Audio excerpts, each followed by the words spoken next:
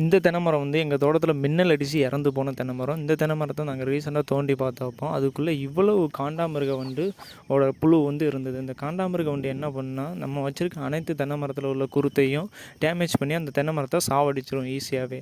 அதனால் இந்த மாதிரி உங்கள் தோட்டத்தில் ஏதாவது மின்னல் அடித்து மரம் இருந்துச்சுன்னா அதை உடனே அப்ரூவ் பண்ணிடுங்க.